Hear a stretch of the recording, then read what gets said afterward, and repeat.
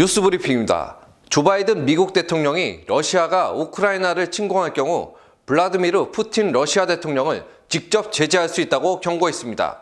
하지만 러시아는 오히려 우크라이나 인근에서 훈련을 늘렸으며 중국과의 연합 해상훈련도 벌였습니다. 25일 로이터 통신은 푸틴 대통령이 우크라이나를 침공한다면 개인적으로 제재하는 것을 볼 수 있느냐는 질문에 바이든 대통령은 그렇다, 그렇게 될 것이라고 보도했습니다.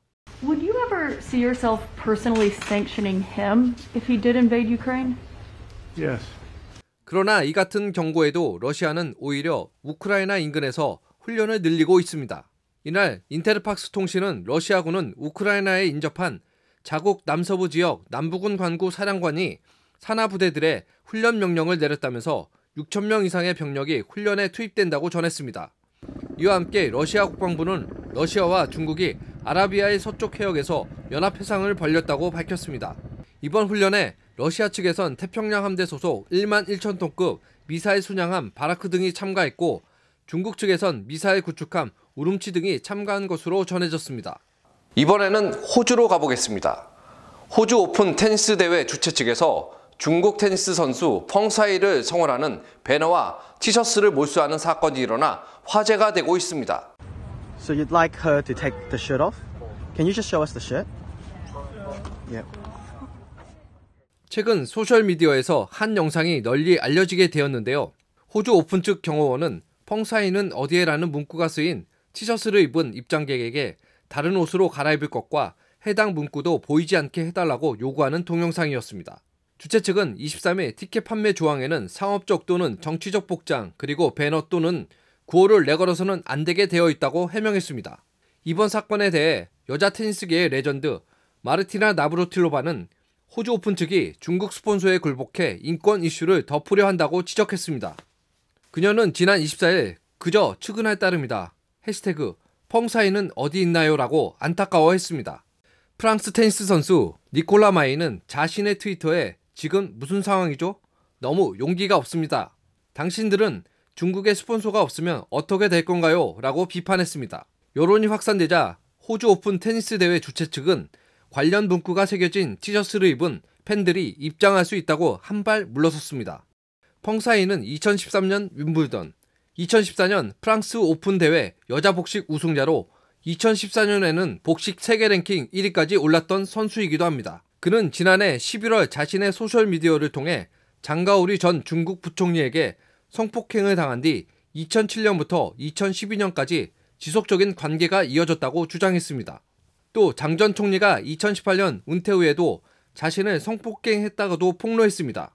폭로 이후 테니스계와 일부 언론에서는 펑사이와 연락이 닿지 않고 있다면서 실종설이 제기됐고 펑사이 안전에 대한 국제사회의 우려가 이어지고 있습니다. 마지막 소식입니다. 오는 2월 4일부터 2월 20일까지 2022년 베이징 동계올림픽이 열리게 됩니다.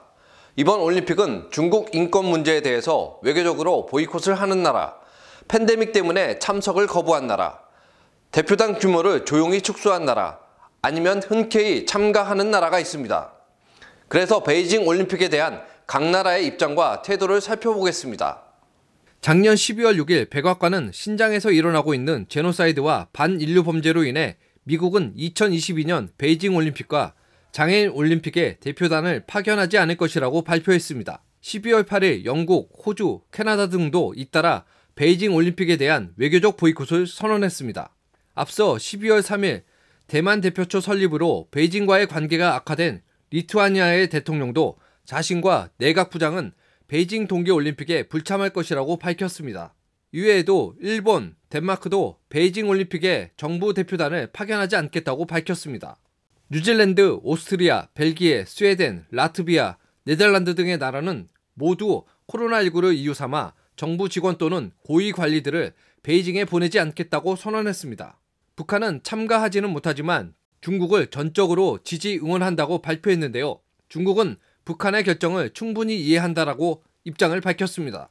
러시아 대통령 블라디미르 푸틴은 일찍이 베이징 올림픽을 지지한다고 선언했고 서구에서 베이징 올림픽을 보이콧하는 것은 옳지 않고 받아들일 수 없는 것이라고 비판했습니다. 그 외 폴란드 대통령 안제이 두다, 아르헨티나 대통령 알베르토 페르난데스, 파키스탄 총리 임란 칸, 카자흐스탄 대통령 카심 조마르트 토카예프도 베이징 동계올림픽에 참석할 예정이며 유엔 사무총장 안토니오 구테레스도 참석 의향을 밝혔습니다. 지금까지 NTD 뉴스브리핑이었습니다.